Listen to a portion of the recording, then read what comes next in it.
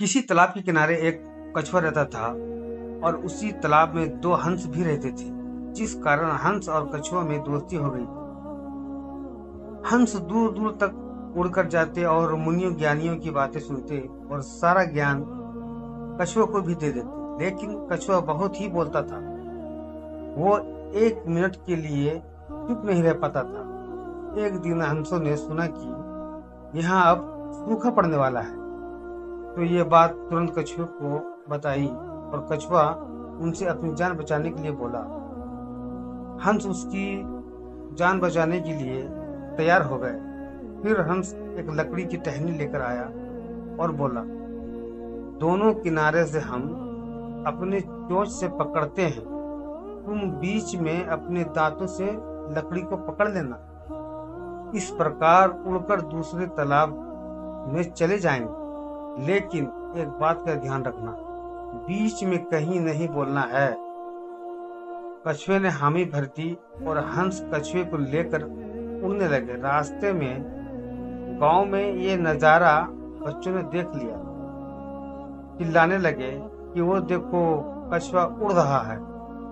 कछुए बच्चे की आवाज सुनकर चुप न रह सका और बोलने के लिए अपना मुंह खोला और जमीन पर गिर पड़ा और उसकी मौत हो गई। हमें कुछ भी बोलने से पहले वहां की परिस्थितियों को समझ लेना चाहिए, क्योंकि बिना किसी कारण के बार बार बोलना भी कभी कभी बहुत महंगा पड़ता है। इसलिए अक्सर कहा भी जाता है, हमें उतना ही बोलना चाहिए जहां जितनी ही जरूरत हो। किसी घने जंगल में एक शेर रहता था। अपने पेट की भूख को शांत करने के लिए रोज अनेक जानवरों को मार डालता था। ऐसे में अब सभी जानवर चिंतित हो गए। सबने निर्णय लिया कि इस विषय पर शेर से बात किया जाए। अंत में तय हुआ कि बारी बारी से एक एक दिन एक एक जानवर शेर के पास भोजन बने जाएंगे। इसी तरह सबकी मृत्युओं का क्रम चलता रहा तो एक दिन एक खरगोश की बारी आई। तो वह शेर के हाथों मारना नहीं चाहता था और यही बात सोचते हुए खरगोश जा रहा था कि रास्ते में उसे एक कुआं दिखाई दिया। उसमें पानी भी था। तो खरगोश को एक प्लान आई और वो शेर के पास पहुंचा और बोला, महाराज, रास्ते में आपसे भी अधिक शक्तिशाली शेर मिला और बोला मैं तुम्हें मार खाऊंगा, लेकिन मैं किसी तरह जान बचाकर आपके पास आया।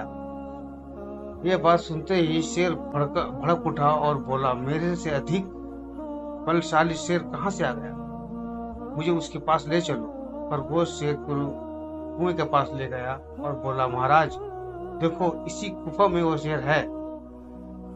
फिर जैसे ही शेर कुएं में झांका तो उसकी परछाई दिखाई दी।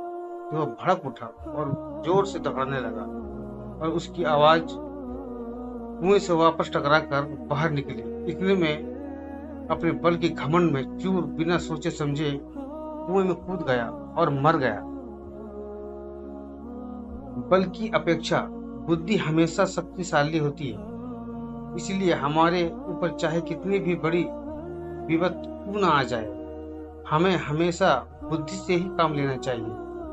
और जो लोग बुद्धि से काम लेते हैं वही लोग अपनी रक्षा कर पाते हैं। किसी घने जंगल में एक विशाल पेड़ था, जिसकी ऊंचाई टहनियों पर एक चिड़िया का परिवार घोंसला बनाकर रहता था। उस चिड़िया का परिवार मजे से जीवन गुजार रहा था। फिर कुछ दिनों के बाद वर्षा आई। चिड़िया अपने बच्चों के साथ घोंसले में छिप गई।